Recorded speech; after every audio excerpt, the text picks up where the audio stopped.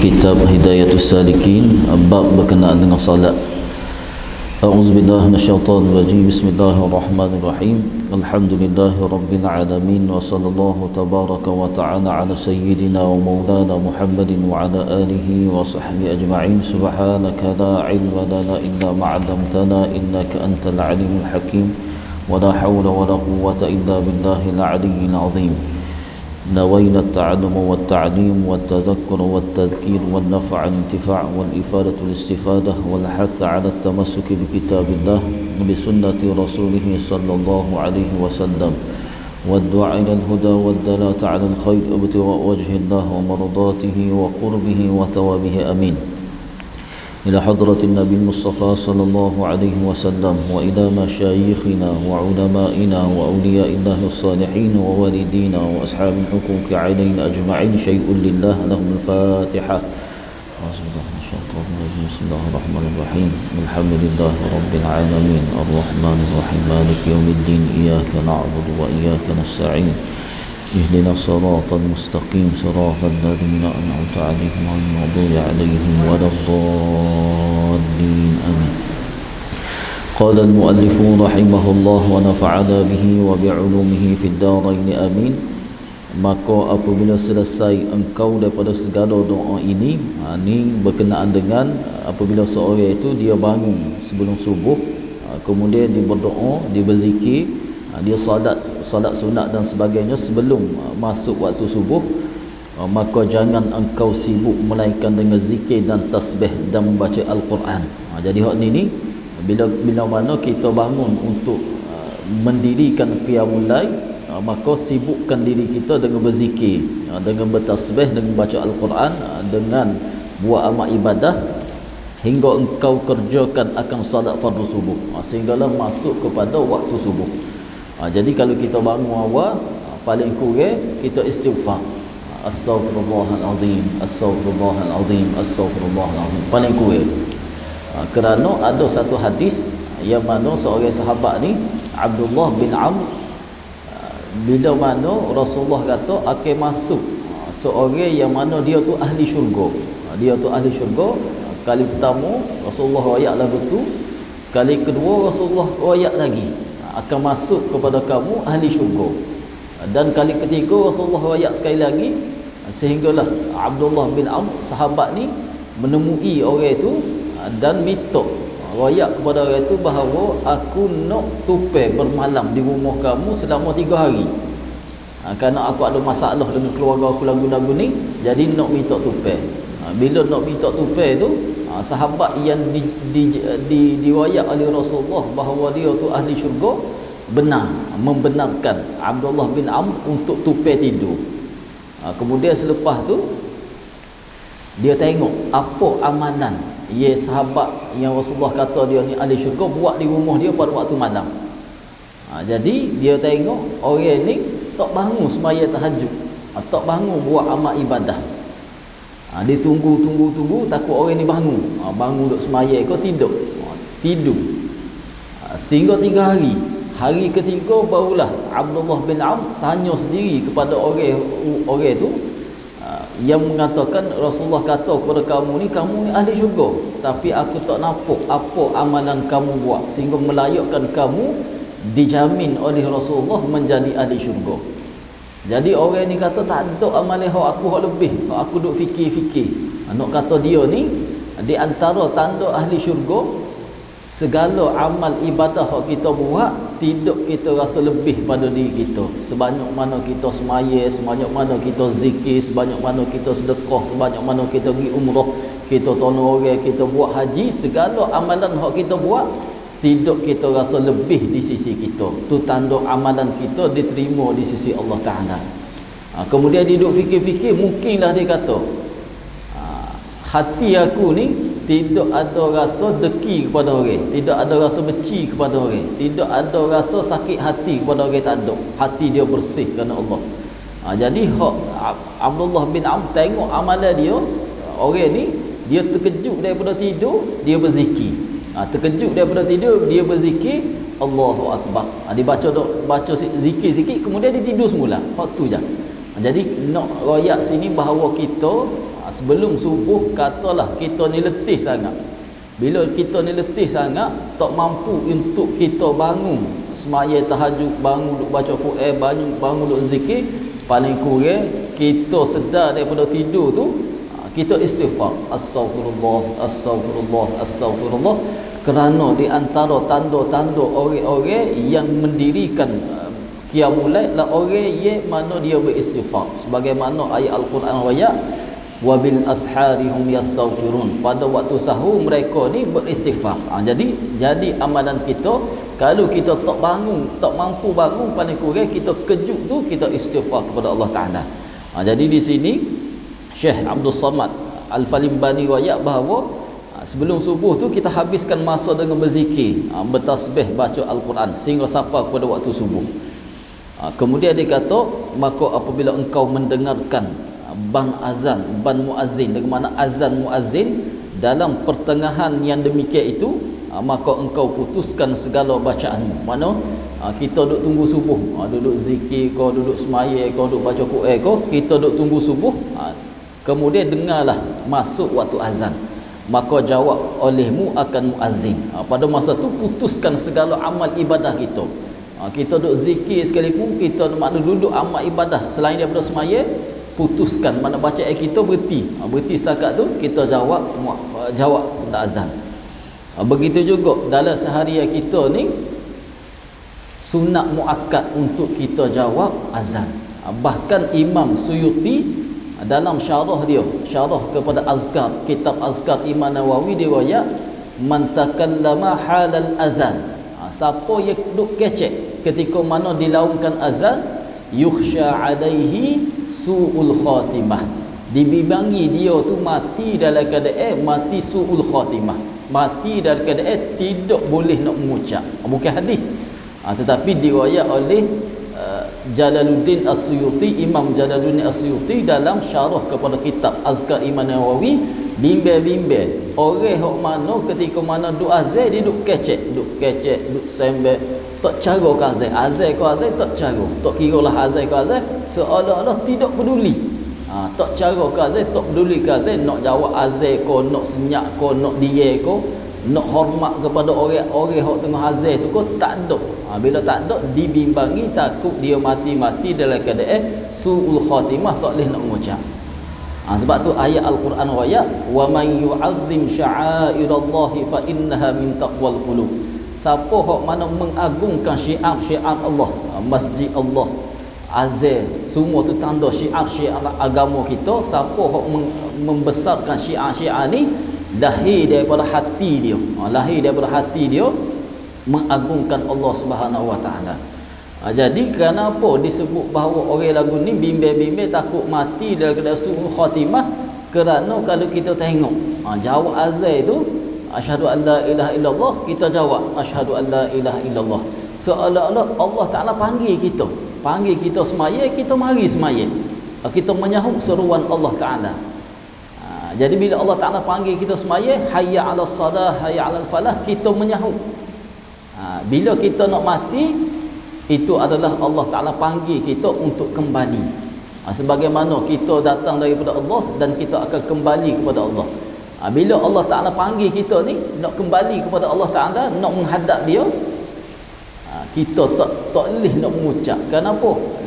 Masa kita hidup di atas muka dunia ni, Allah Ta'ala panggil kita tak jawab, kita tak sahut asyhadu an la ilaha illallah, ikutlah maknanya, kita tak cara ke azan. Jadi Imam Suyuti riwayat bimbang-bimbang orang lagu ni masa dia mati tak boleh nak mengucap. Bila Allah Taala panggil dia klik, tak boleh dia nak mengucap. Jadi tanda kita hormat kepada syiar-syiar agama, kita senyap walaupun kita tengah buat kerja sekalipun, paling kurang kita jawab azan.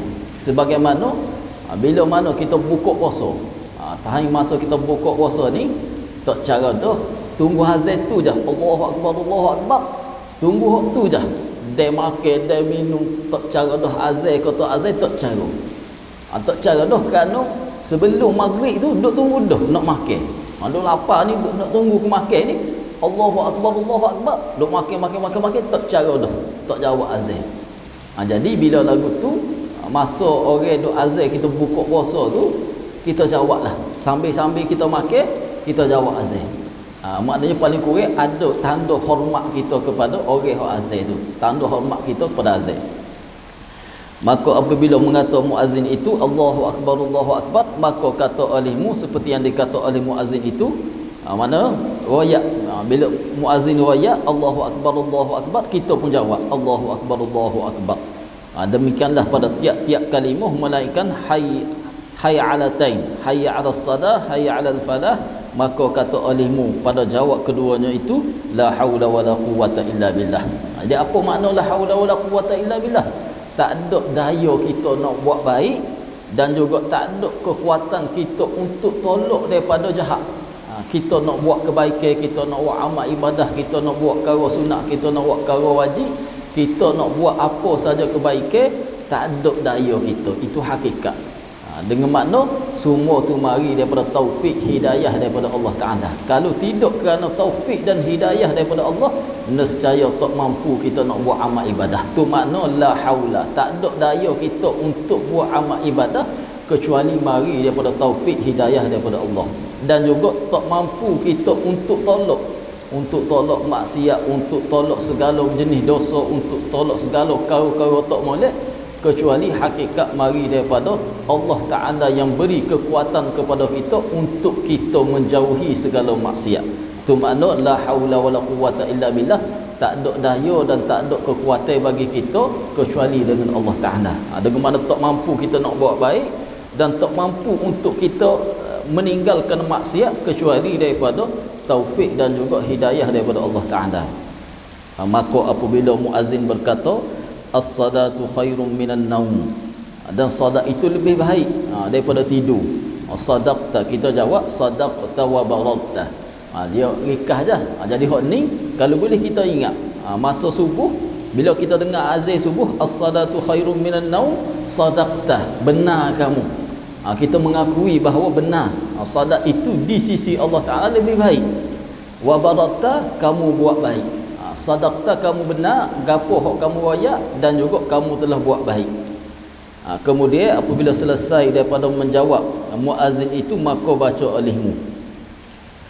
Hak ni doa ni yang Syekh Abdul Samad royak ni, Allahumma inni as'aluka 'inda huduri salatika wa aswati du'atika wa idbari lailika. Ya Allah, aku mohon ketika mana hadirnya solat, mana siapa dah waktu semaya ni, wa aswati du'atik, dan juga telah menyeru oleh muazzin, telah menyeru suara muazzin ni, wa idbari lailika, dan juga telah berlalu waktu malam. Ni ketika mana masuk waktu subuh. Wa iqbali naharika, dan telah datang waktu siang. Antuk tiya Muhammadanil wasilata wal fadilah, untuk kamu berikan kepada Nabi Muhammad sallallahu alaihi wasallam al wasilah wal fadilah, beri wasilah, beri fadilah, beri kelebihan, wad darajatar rafi'ah, dan juga beri darjat yang tinggi, wa ba'athul maqamal mahmud alladhi wa'adatah ya arhamar rahimin. Ni lebih kurang kita baca. Hak so lagi doa, Allahumma rabb hadhihi ad-da'wati tammah, wahai Tuhan, ya Tuhan kepada panggilan yang sempurna. Ni panggilan yang sempurna. Panggilan yang sempurna, ad-da'watut tammah, panggilan yang sempurna adalah panggilan semaya.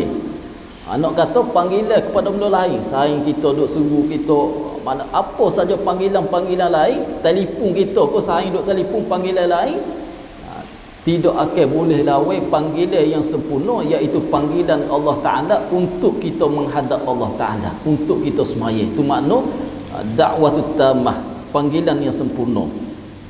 Wassalatil qa'imah, dan juga Tuhan kepada solat, dengan makna Tuhan yang mensyariatkan solat, yang mewajibkan solat. Ati sayyidana, berikanlah kepada Nabi Muhammad sallallahu alaihi wasallam al-wasilah. Jadi apa makna al-wasilah? Al-wasilah dalam satu hadis Nabi royak, idza sami'tum muaddzinan, apabila kamu dengar tok bila doa azan, faqulu mithla ma yaqulu, kemudian sebut sebagaimana, mana jawab sebagaimana muazzin tok bila royak, thumma sallu alayya. Ni dalam satu hadis. Dalam satu hadis boleh selepas kita azan, selepas kita jawab azan tu, kita selawat kepada Nabi SAW. Ada dalam hadis. Dan juga penuh diriwayat oleh Syekh Jabir. Kalau ingat Syekh Jabir di Indonesia yang wafat kerana Covid, dia pernah royak lagu tu. Maknanya selepas kita azan, kita solat kepada Nabi. Ada dalam hadis, boleh untuk kita amal. Allahumma salli ala, selepas kita jawab azan la ilaha illallah, kita pun jawab la ilaha illallah. Sebelum kita baca Allahumma rabb hadhihi da'wah, kita selawat dulu, Allahumma salli ala sayyidina Muhammad ataupun Allahumma salli ala Muhammad.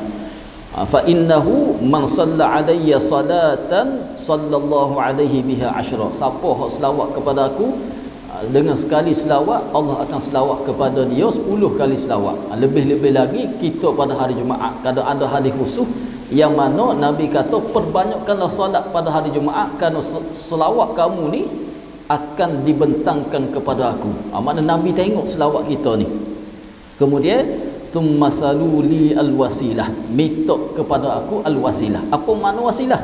Nabi royak fa innaha manzilatun fil jannah. Jadi doa-doa selepas azan yang kita baca tu, ati sayyidana Muhammadanil wasilata wal fadilah, ya Allah berikanlah kepada Nabi Muhammad sallallahu alaihi wasallam al wasilah. Gapo makna wasilah? Fa innaha manzilatun fil jannah, satu tempat, satu kedudukan dalam syurga. Jadi Nabi kata minta berdoa kepada Allah untuk Allah beri aku wasilah. Sebenarnya kita tak minta pun Allah Taala beri kepada Nabi. Tapi kenapa kita minta? Kita minta ni bukan lebih kita, tidak. Bukan nak kata doa kita ni mustajab ke, kita minta nak Allah Taala beri kepada Nabi kerana doa kita mustajab, tidak. Doa Nabi tu lebih mustajab. Bahkan kalau kita tak minta sekalipun Allah Taala beri wasilah kepada Nabi, nescaya tetap Allah Taala akan beri kedudukan itu kepada Nabi sallallahu alaihi wasallam. Jadi apa tujuan kita minta Allah Taala beri wasilah tu? Untuk kita dapat syafaat daripada Nabi sallallahu alaihi wasallam. Bukan kerana doa kita mustajab, bukan kerana kita ni lebih, bukan kerana kalau kita tak minta Allah Taala tak beri kepada Nabi, tidak. Kerana kita ni tak ada apa di sisi Allah Taala berbanding Nabi sallallahu alaihi wasallam.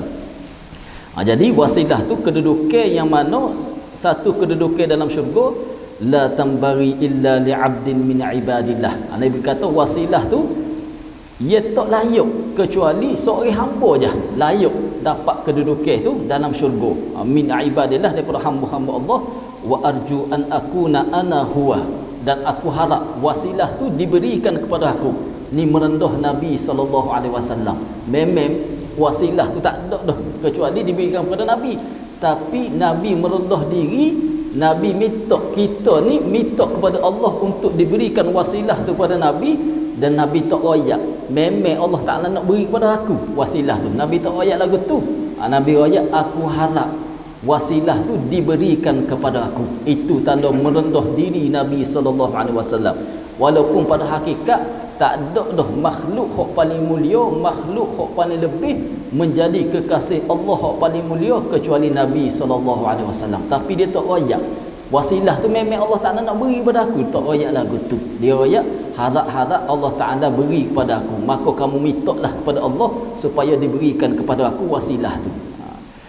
Kemudian faman sa'adalil al-wasilah, siapa hak minta kepada Allah untuk diberikan wasilah tu kepada aku, halat alaihi syafa'ah, maka dia akan mendapat syafaat daripada aku. Sebenarnya hak tu hak penting bagi kita. Makna kita minta tu bukan kerana doa kita mustajab, tidak. Kerana kita nak mendapat syafaat daripada Nabi sallallahu alaihi wasallam. Jadi selepas orang azan, orang hak jaga nak jawab azan, Allahu akbar, Allahu akbar, dia berhenti sementara nak jawab azan. Tengah duk makan ke, tengah duk sembel ke, dia berhenti sementara. Dia jaga situ lagi. Bila jaga situ lagi, selepas azan dia jawab, dia baca doa, Allahumma rabb hadhihi ad-da'wati at-tammati was-salatil qa'imah ati sayyidana Muhammadanil wasilata wal fadilah. Ya Allah berikanlah wasilah, berikanlah kelebihan, berikanlah darjat yang tinggi kepada Nabi sallallahu alaihi wasallam. Bukan lebih kita, bukan mustajab doa kita Allah Taala angkat darjat Nabi, beri wasilah, beri kelebihan, tapi sebenarnya kita nak syafaat daripada Nabi sallallahu alaihi wasallam. Kerana siapa sekalipun kita, ustaz aku lebih tahu mana kita, tetap di akhirat kita mengharapkan syafaat daripada Nabi sallallahu alaihi wasallam. Syafaat Nabi di akhirat ni lagu mana? Ada 5 perkara ulama royak syafaat daripada Nabi sallallahu alaihi wasallam. Yang pertama, syafaat untuk orang-orang beriman ada di kalangan umat Nabi sallallahu alaihi wasallam untuk masuk syurga tanpa hisab. Ini syafaat daripada Nabi. Maknanya tak kena hisab, masuk terus melintah titian sirat, masuk terus ke dalam syurga tanpa dihisab. Makna orang ni orang yang lebih di sisi Nabi, di sisi Allah Taala ada mendapat syafaat Nabi untuk masuk terus ke dalam syurga tanpa kena hisab. Macam kita. Kita kalau lalu kok roblok nampak polis tu, padahal lesen ada dah, lesen tali pinggir gapo pakai belakang dah. Tapi tengok polis depan tu rasa getah. Duk kereta tu rasa getah. Allah, polis depan. Tengok lesen bawa kedok, beg duit bawa kedok, rotek ada kedok. Lalu depan polis kata gi. Lega lalu kita. Kalau tu cik hari tengok lesen, padahal lesen kita tak mati lagi. Tapi bila kena hisab tu rasa getah. Begitu juga di akhirat. Di akhirat walaupun soleh taruh mana sekalipun, banyak amal taruh mana sekalipun, bila kena hisab akan jadi getah, akan jadi takut. Jadi hak ni syafaat Nabi ada di kalangan umat dia yang mana masuk syurga tanpa hisab, terus di melintah titian sirat masuk dalam syurga. Tu yang pertama. Sebelum tu syafaat hak paling besar syafaat daripada Nabi SAW iaitu memulakan hisab. Itu yang pertama.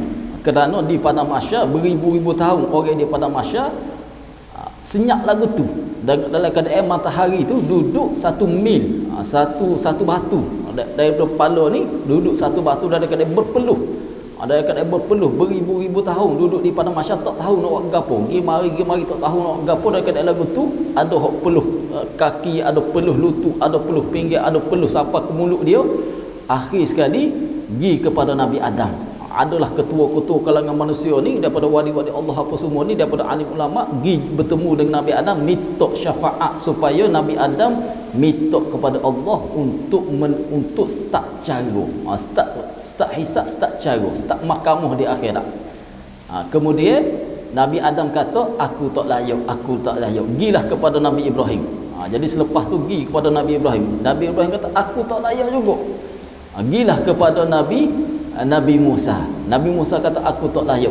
Sebelum tu pergi kepada Nabi Nuh. Akhir sekali Nabi Isa, kemudian Nabi Muhammad sallallahu alaihi wasallam. Nabi kata, ana laha. Tu syafaat yang paling besar.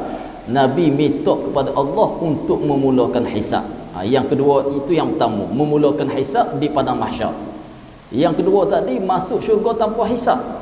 Yang ketiga, orang yang sepatutnya masuk neraka kerana dosa-dosa dia, yang tidak sempat dia bertaubat, yang tidak diampunkan oleh Allah Ta'ala, sepatutnya lalu titian sirat tu masuk neraka.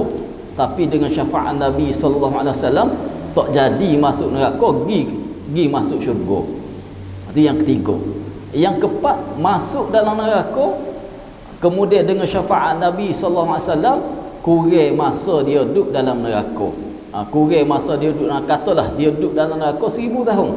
Dengan syafaat Nabi kurang 800 tahun ke 700 tahun ke, kurang daripada masuk neraka. Macam kita kalau agung, orang itu bersalah 10 tahun dalam penjara, dapat pengampunan daripada agung, jadi 8 tahun, jadi 7 tahun duduk dalam penjara. Dan yang terakhir syafaat Nabi SAW di akhirat, iaitu kita hak masuk syurga boleh syafaat daripada Nabi, diangkat kedudukan kita dalam syurga. Kalau kita duduk taruh ni, diangkat lagi, lebih lagi.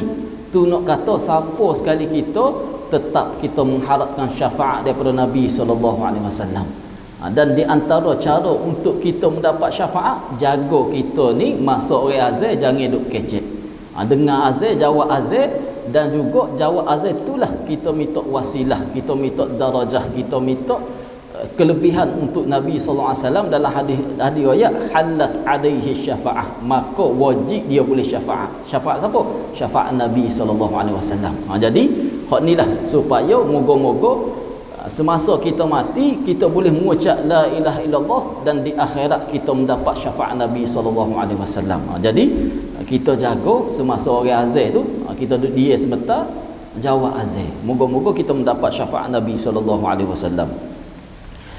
Kemudian wal fadilah, kelebihan, wad darajatar rafi'ah, dan juga darjat yang tinggi, wa ba'athul maqamal mahmuda lilladzi wa'adatah, dan berikanlah kepada Nabi itu kedudukan yang terpuji.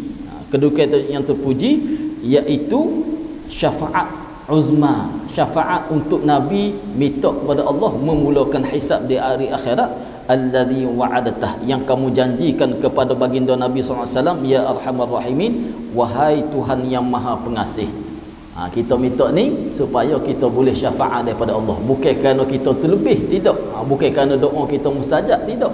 Bukan kerana kalau kita tak minta Allah Ta'ala tak beri, tidak. Kerana semata-mata Allah Ta'ala nak beri syafaat kepada kita melalui kita berdoa selepas azan. Kemudian maka apabila engkau mendengar iqamah, ni bahagian iqamah pula, maka kata al-himu seperti yang dikata orang yang iqamah itu, melainkan katanya qad qamatis salah. Hak ni juga jari orang hak hafal. Jadi kena ingat sikit sebab dia lain sikit. Kalau lain Allahu akbar, kita sebut Allahu akbar, Allahu akbar. Tapi hak ni qad qamatis salah, dia pendek. Segi dia lain sikit. Jadi hak ni kalau boleh kita hafal. Aqamahallahu wa adamaha, situ tak apa dah.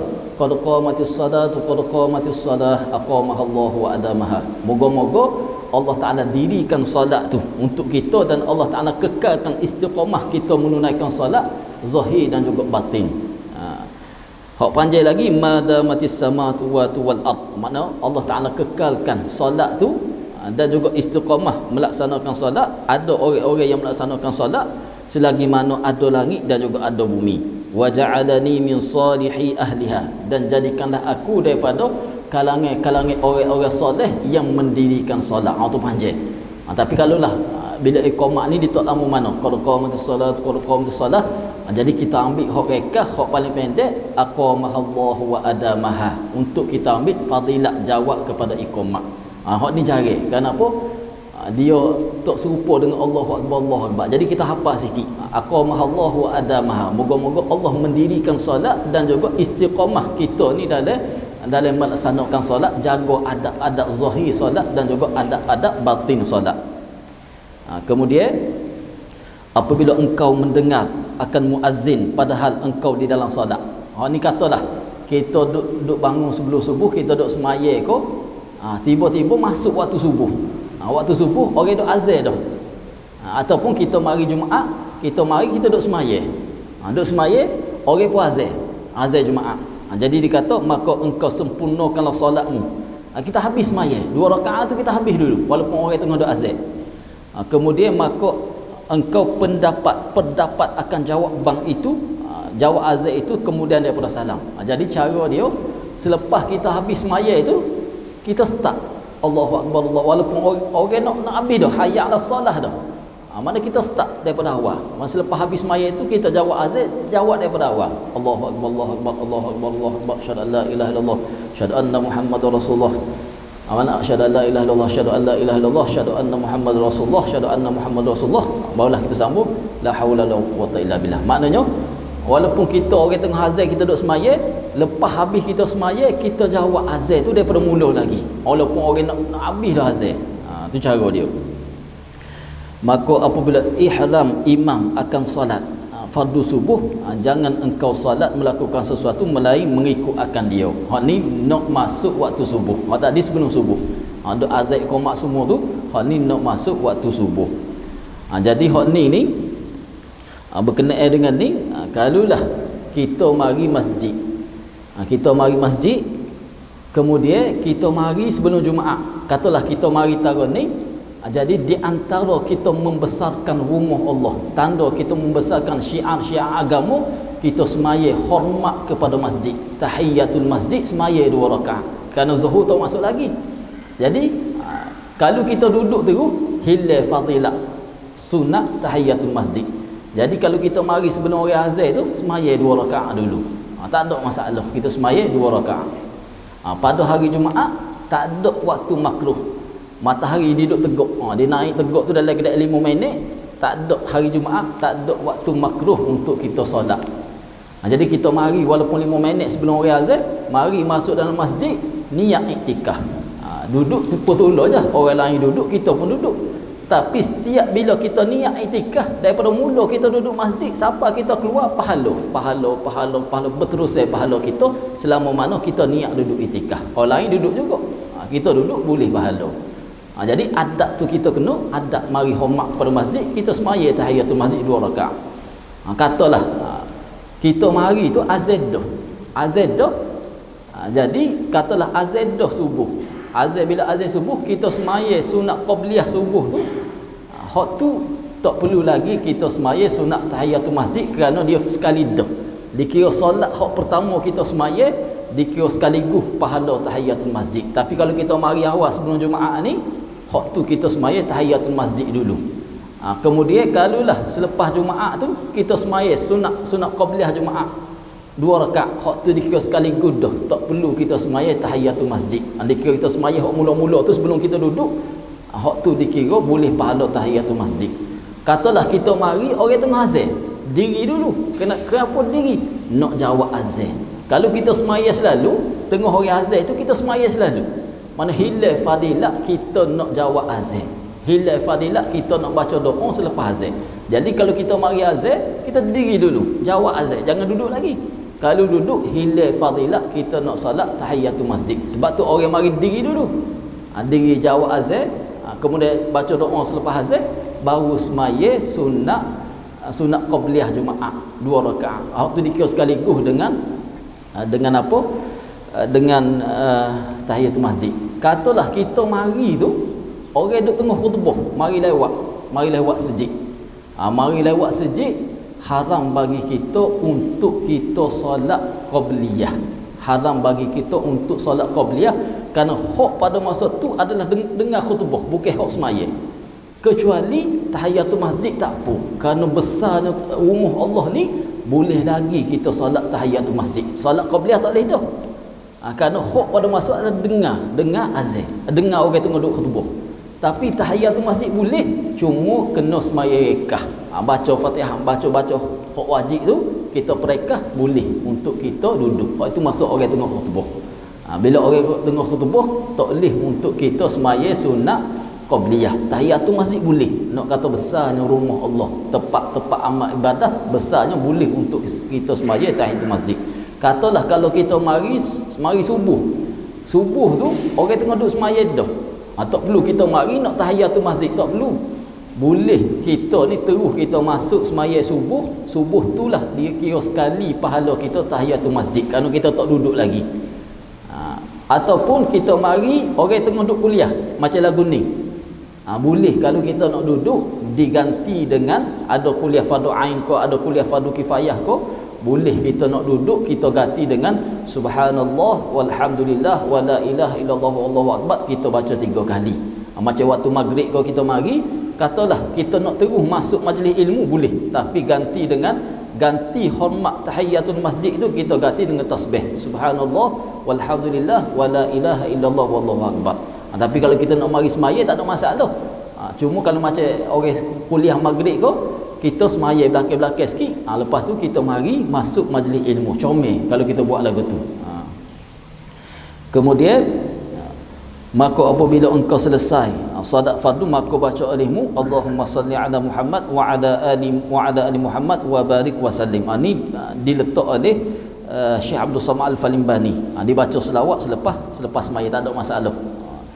Allah kemudian dibaca Allahumma antas salam wa minkas salam wa ilaika ya'udus salam fahayyina rabbana bis salam wa adkhilna daraka daras salam tabarakta rabbana wa ta'alaita ya dzal jalali wal ikram. Hak ni hak biasa kita baca. Jadi jangan kita tinggal. Selepas semaya ni paling kurang bacalah doa-doa sikit. Untuk apa? Untuk kita dapat ketenangan. Selepas kita semaya tu jangan kita duk lorak. Jangan. Kerana nak menandakan bahawa seolah-olah kita ni dengan semaya nak berhabis semaya tu tak suka kepada semaya. Jadi seolah-olah kita duk zikir dulu, saya kita nak tinggal semaya tu. Jadi seolah-olah kita ni rindu lagi kita kepada semaya tu. Jangan seolah habis semaya tu nak pergi selalu. Jangan seolah-olah tak suka kita kepada semaya. Kemudian ni boleh doa-doa ni hok kita baca, zikir-zikir kita selepas semaya boleh kita baca. Makna dia pun comel. Cuma kadang-kadang hok tukar. Tabarakta rabbana wa ta'alaika. Ada juga dengar kadang-kadang wa ta'alaika. Jangan salah dari segi makna. Wa ta'alaita. Tabarakta rabbana wa ta'alaika salah. Wa ta'alaita ya dzal jalali wal ikram. Makna dia pun comel. Allahumma antas salam, engkaulah yang maha salam sejahtera, wa minkas salam, sejahtera ketenangan mari daripada Allah Taala, wa ilaika ya'udus salam, dan ketenangan tu kembali kepada Allah. Maknanya kita ni buat amal ibadah, kita nak tenang, nak bahagia, kebahagiaan nikmat semua mari daripada Allah. Fahayyina rabbana bisalam, maka hidupkanlah kami dengan tenang, aman, tenang, sejahtera, selamat, selamat dunia dan juga selamat akhirat. Wa adkhilna daraka darussalam, akhir sekali minta kepada Allah supaya kita masuk syurga Darussalam. Kemudian kita pergi lagi. Inilah yang disebut oleh Hujjatul Islam Imam Ghazali rahimahullah dalam kitab Bidayatul Hidayah, atau engkau baca pujian-pujian kemudian daripada salat yang masyhur kaifiat, iaitu yang disebutkan oleh Syekh Abdul Rauf, murid kepada Syekh Ahmad Al-Qushashi rahimahullah, di dalam kitab bernama Uddatul Muhtajin. Ia naqal, ia ambil daripada kebanyakan orang Madinatul Rasul, penduduk Madinah yang semasa dengan dia. Jadi hak ni baca hak biasa kita baca selepas semaya. Maknanya paling kurang kita ingat, kalau kita duduk semaya, katalah kita duduk semaya seorang rumah kau, kita duduk semaya dengan orang rumah kita kau, kita duduk semaya dengan anak-anak kita kau, kita tak mari sejik, paling kurang ada kita tahu lepas ni nak baca gapo, lepas ni nak baca gapo, lepas ni nak baca gapo, ada wirid-wirid kita selepas kita semaya. Jadi walaupun kita tak hafal, kita tak reti bahasa Arab sekalipun, hak rekah-rekah lagu ni jadikan amalan kepada diri kita untuk kita dapat keberkatan dalam hidup. Jadi hak ni hak biasa tu imam baca apa semua tu, hak ni disebut oleh siapa? Oleh Syekh Ahmad Al-Qushashi. Dia ni lebih kurang 400 tahun lepas. Dia orang Madinah dan juga menjadi amalan penduduk Madinah pada masa tu. Kerana bukan semua hak zikir kita baca tu daripada Rasulullah. Tidak, ada hak kita baca selepas maya itu bukan daripada Rasulullah. Contohnya Fatihah. Fatihah hak kita baca selepas maya itu tak ada dalam hadis Nabi riwayat selepas maya baca Fatihah, ataupun tak ada amalan Nabi selepas maya Nabi baca Fatihah, tak ada. Dan hak ni penuh ditanya kepada ustaz-ustaz di Malaysia atau di Indonesia, penuh ditanya mari mana kita baca Fatihah selepas maya, mari mana kita baca wa ilahukum ilahun wahidun la ilaha illa huwar rahmanur rahim. Ayat kursi ada dalil. Jadi hak ni menjadi amalan penduduk Madinah diriwayat oleh Syekh Ahmad Qushashi. Penduduk Madinah sendiri hak ni zikir dia selepas dia semaya lebih kurang 400 tahun lebih. Jadi hak tu imam baca apa semua tu ada sandaran dia daripada penduduk Madinah yang diriwayat oleh Syekh Ahmad Qushashi pada masa tu. Jadi yang pertama astaghfirullah, paling kurang 3 kali. Hak ni Nabi istighfar, Nabi baca selepas semaya istighfar dulu, astaghfirullah astaghfirullah astaghfirullah, paling kurang. Kenapa? Kerana taruh mana kita semaya, kita boleh jamin kedok semaya kita sempurna. Kita rasa semaya kita tu penuh dak pahala di sisi Allah Taala. Hak boleh 27 kita semaya berjemaah tu mungkin kurang lagi pahala dia. Kerana walaupun zahir comel, tengok batin semaya kita, khusyuk kita taruh mana. Kita akad tu nak masuk niat Allah, nak masuk niat tu sahaja aku semaya. Lepas Allahu Akbar, ingat ke tu, ingat ke rumah, ingat ke anak, ingat ke kereta, ingat ke jabat, ingat ke sekolah, ingat ke kebun, habis masuk. Nak akad tu habis nak ingat Allah, nak masuk niat. Masa tu je. Lepas tu tak ingat habis siapa duk zikir selepas maya pun ingat kau lain. Subhanallah, subhanallah, pada duk ingat kau lain. Jadi mula-mula kali selepas kita semaya istighfar dulu. Mengaku diri kita ni lemah, minta kepada Allah ampunkan segala dosa-dosa kita. Kerana kita ni hamba Allah, sepatutnya kita buat dengan sempurna, tapi dengan segala kekurangan kita minta ampun dulu. Kalau ikut bukan kita buat maksiat, selepas semaya itu bukan kita buat maksiat, tapi istighfar lagi. Sebab tu Nabi selepas semaya istighfar, nak tunjuk kepada umat ni, bukan nak kata kita istighfar tu kerana buat maksiat, kerana hak sepatutnya kita semaya dalam keadaan sempurna, kurang kita situ walaupun zahir kita comel. Jadi selepas semaya itu jangan kita tinggal, istighfar dulu. Makna kita lorak taruh mana sekalipun istighfar dulu, astaghfirullah astaghfirullah, ingat segala hak kita lalai dalam kita semaya itu. Kemudian astaghfirullah, kalau panjang baca astaghfirullahalazim alladzi la ilaha illa huwal hayyul qayyum wa atubu ilaih. Dan hak ni ada juga orang tanya, ustaz, ada orang baca astaghfirullahalazim alladzi la ilaha illa huwal hayyu, ada orang baca huwal hayya pun ada orang baca. Dua-dua tu dari segi kaedah bahasa Arab betul berlaku. Al-hayyu boleh, al-hayya pun boleh. Hak tepat al-hayyu, ada kaedah dia. Nak baca al-hayya pun boleh, kena berlaku. Dari segi makna tidak berubah. Dari segi makna tidak berubah. Kalau kita baca an'amta, an'amtu, tu berubah teruk tu. An'amta, an'amtu, hak tu berubah dari segi makna. Hak ni dari segi kaedah tidak berubah. Jadi ada kata ustaz tak boleh baca al-hayyu, boleh, tak ada masalah. Kena berlaku. Al-hayya dia jadi sifat bagi al-azim, jadi sifat. Al-hayyu dibalik kepada huwa, la ilaha illa huwa, la ilaha illallah hu, dia jadi al-hayyu situ. La ilaha illa, asalnya la ilaha illallah hu. Jadi kalau huwa dibalik al-hayyu kepada huwa tu tepat marfu. Jadi betul berlaku dari segi kaedah. Kemudian selepas tu kita baca, selepas kita istighfar tu, Allahumma antas salam tadi, Allahumma antas salam wa minkas salam wa ilaika ya'udus salam fahayyina rabbana bis salam. Hak ni setengah hak tu, setengah tu kita baca la ilaha illallah wahdahu la syarikalah. Hak ni dia letak hujung. Boleh je dia letak hujung. Jadi Allahumma antas salam wa minkas salam wa ilaika ya'udus salam fahayyina rabbana bis salam wa adkhilnal jannata daras salam tabarakta rabbana wa ta'alaita ya dzal jalali wal ikram. Selepas tu dibaca Fatihah. Jadi Fatihah ni hak biasa kita baca, hak biasa tok imam baca, ambil mana? Ambil daripada zikir penduduk Madinah yang disebut oleh Syekh Ahmad Khushashi lebih kurang 400 tahun lepas. Jadi hak ni sandaran dia daripada kitab kitab Hidayatus Salikin sebut perkara tu. Kerana ada orang tanya, mari mana baca Fatihah sedangkan Nabi tak baca pun Fatihah lepas mayat. Kemudian begitu juga wa ilahukum ilahun wahidul la ilaha illahu arrahmanur rahim, boleh kita baca. Itu bukan ayat kursi, bukan ayat kursi. Ayat kursi start dengan Allahu la ilaha illahu wal hayyul qayyum. Ada ayat kursi jangan kita tinggal.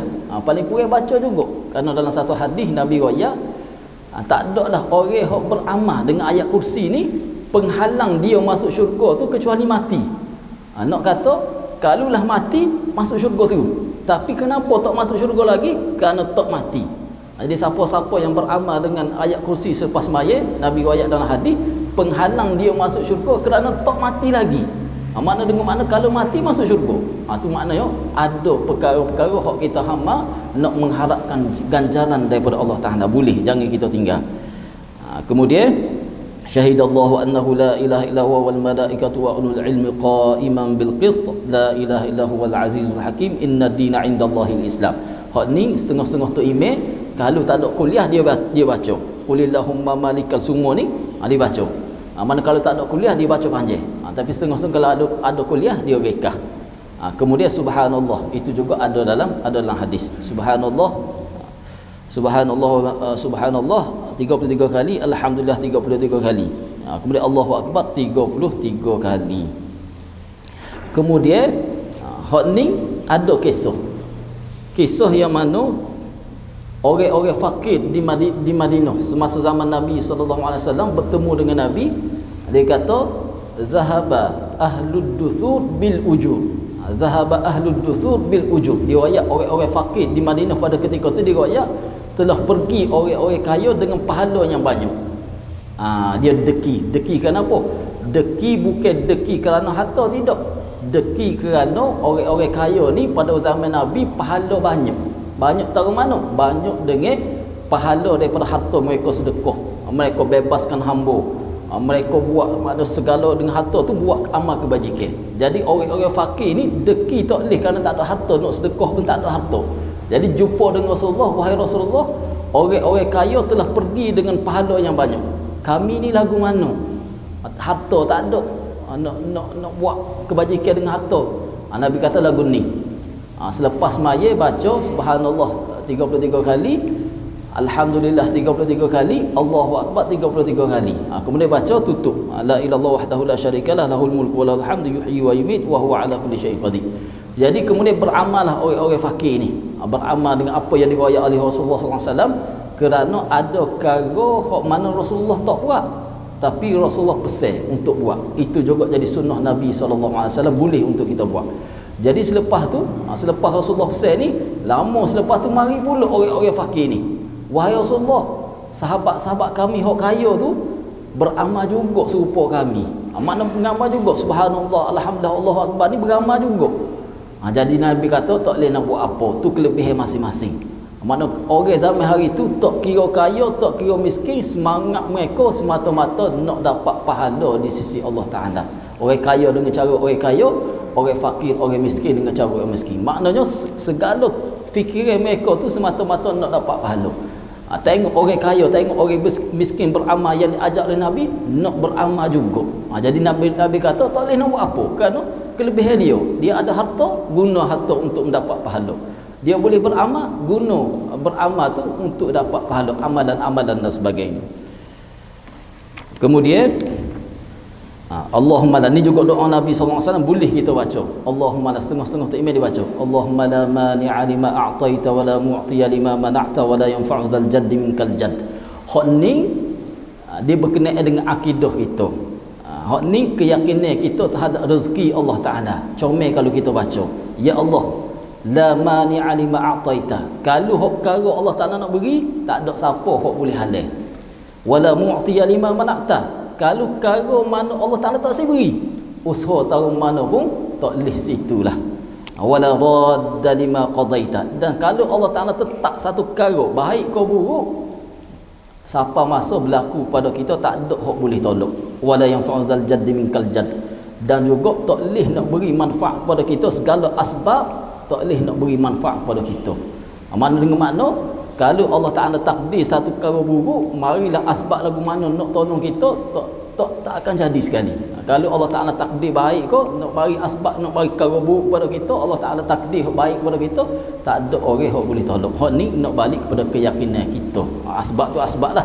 Tapi doa ni juga dibaca oleh Nabi SAW selepas solat. Jadi boleh untuk kita baca, Allahumma la mani'a lima a'taita wa la mu'tiya lima mana'ta wa la yanfa'u dzal jaddi minkal jadd. Jadi ada wirid kita selepas sembahyang. Kalau kita sembahyang sore ke sembahyang rumah ke, kalau sembahyang dengan tok imam mudah, gapo hak tok imam baca, hak tu kita baca.